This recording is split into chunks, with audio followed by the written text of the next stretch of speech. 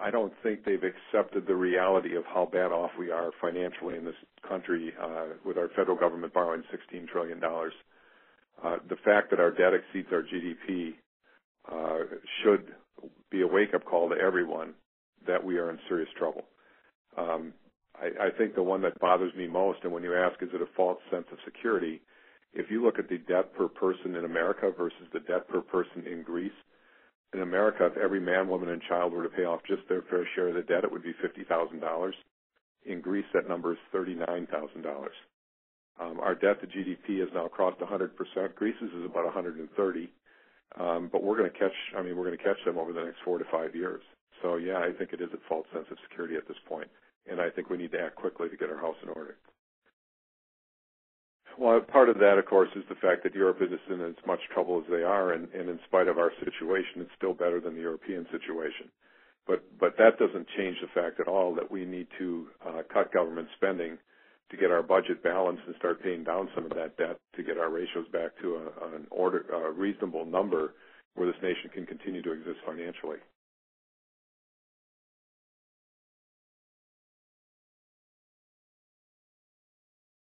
To define catastrophic, I think Greece would probably be the model on a much smaller scale, of course, than what the U.S. would be, but I think it would probably be something of that order to answer that question. But how long? Last fall, I got the person who worked with me on budgets when I was in Congress for 4 years, and we took about a 6-month period of time and really went through the budget again. In terms of length of time to get us to balance, I would say no more than 5 years. We've written a detailed plan that's available at our website that shows how specifically to balance a budget over a 5-year period of time. We've laid out 150 specific line item entries to show what programs we think should be reduced and or cut as a partial list, but a good start. The plan gets to balance by ending Obamacare and cutting about $1.4 trillion out of the federal spending. So when you ask time frame, I would say no more than 5 years.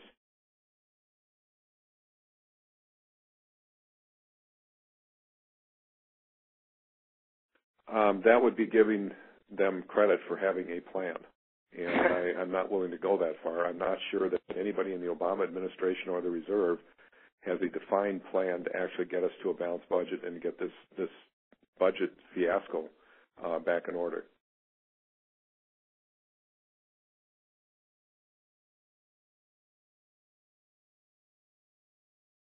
Well, I think military and defense of America is the number one priority of this government.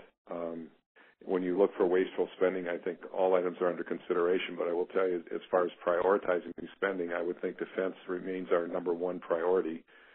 And if it was me, I think we need to transition out of a social welfare state where so many people have their hands out and they're collecting money and refocus our priorities in this nation on the top priorities, which to me would be defense.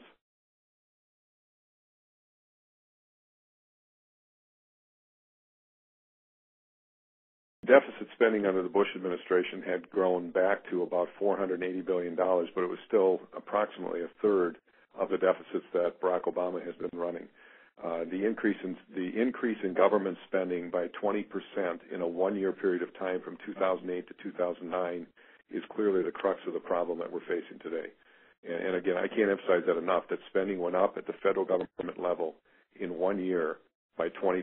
It went from about $2.9 trillion to roughly $3.5 trillion in a one-year period of time, and then they just never really brought it back down.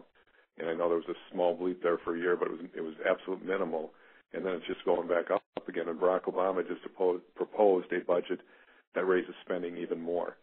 As far as a credibility gap, I think what you're seeing is the Republican Party moving rapidly in the direction of people like Ron Johnson, and yes, also DeMint and Colburn and Rand Paul. I think you're seeing the Republican Party move in that direction very quickly, recognizing that the fiscal conservatives are who they want running the United States of America today, and for good reason.